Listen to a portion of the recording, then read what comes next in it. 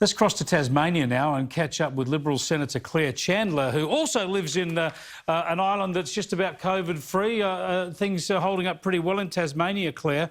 I'm keen to get your thoughts, though, on the Peter Ridd decision. The Professor Peter Ridd, we've interviewed him on this program many times and followed his trials and tribulations. He won that unfair dismissal case against James Cook University because he was essentially sacked for being a dissenter over some of their climate research. Yet they challenged that, so they appealed that. The university has won. So it's a bit of a blow, not just to Peter Ridd, but to the idea of academic independence and free debate, isn't it?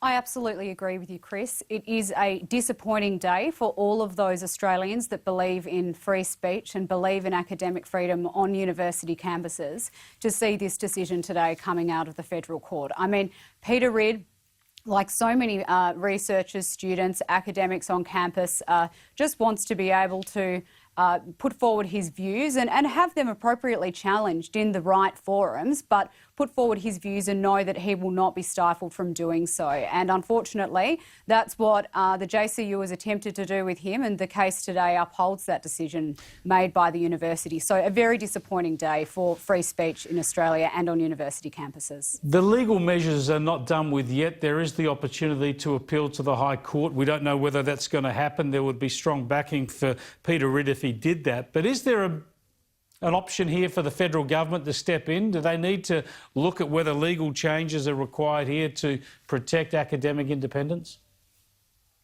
I think the important thing to note here, Chris, is that the Morrison government has initiated the French review of academic freedom on university campuses, and we've developed a code to guide universities in how they can promote academic freedom. Where I think there is a role to play now is for the Tertiary Education Quality and Standards Authority, the regulatory authority of universities, to start looking at how universities are applying the French Model Code or have determined that they can comply with that code on university campuses. I mean, I've said this in many forums before. What we appear to see at the moment is that universities are saying that they are promoting academic freedom on campus, but their actions don't necessarily reflect this. And that's what's happening at JCU. It's what's happened previously at the University of Queensland, QUT, a number of different universities across the country. So I think there's certainly a role to play in the regulator now stepping in and stamping down and making sure that universities are doing what they say they're doing. And if I can put in a plug for my colleague Andrew Bolt, unless I'm corrected in my earpiece, I think he's got Peter Ridd on the program tonight, so people might want to have a look at that and hear from Professor Peter Ridd himself. Now, Claire, I want to come back to an issue that you and I have talked about before and you've been very active on, speaking in the Parliament about, and that is transgender issues, especially as they impact sport, especially as they unfairly impact women in sport. And the World Rugby Union has done some research into this area. Yeah, so World Rugby has released a draft report to member nations this week looking at the issue of transgender women playing sport and what impact that might have on female sport. We don't know what's in that report yet, but media reports have divulged some of the findings of that report, and World Rugby have very kindly made public some of the research that they will be examining in putting that report together.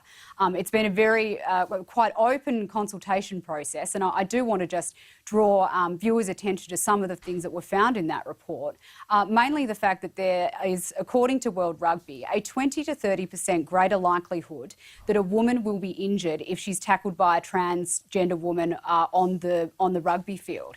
That's on top of the physical disparity that's been identified through this research between women and trans women who are biological males, whether that's muscle mass, whether it's bone strength, height, pure strength. There's a significant disparity there. So this just backs up the concerns that I have had raised with me by a number of constituents across the country that in allowing transgender women to play sport, in allowing these biological males to play sport with biological females, we aren't creating an even playing field for women, whether that's in terms of safety or whether that's in terms of fairness and the likelihood that a biological male who identifies as female might beat them on the field.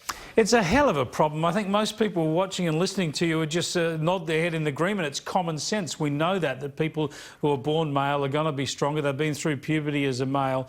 And sure, we want them to get the opportunity to play sport. But if they're going to play sport against women, that's going to be very unfair to those other women, and not just unfair, but as you're suggesting, unsafe.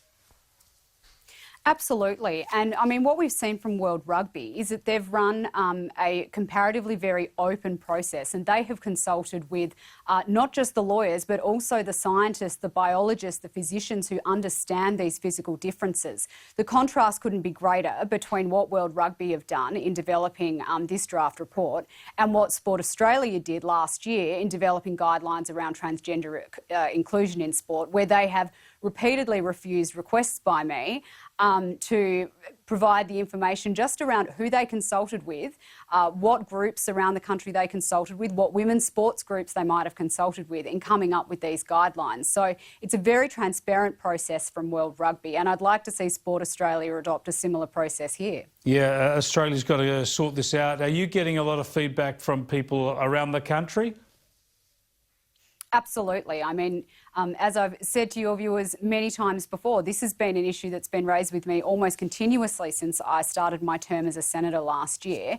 And since my speech in the Senate back in June, I've received numerous amounts of feedback from women who sadly feel scared to vocalise their views on this issue. But I certainly hope the research that World Rugby has developed might assist people in seeing that there are clear facts that back up this position. It's not just opining. Yeah. There is solid scientific evidence that supports the idea. Might kick it along a bit. Thanks so much for joining us again, Claire.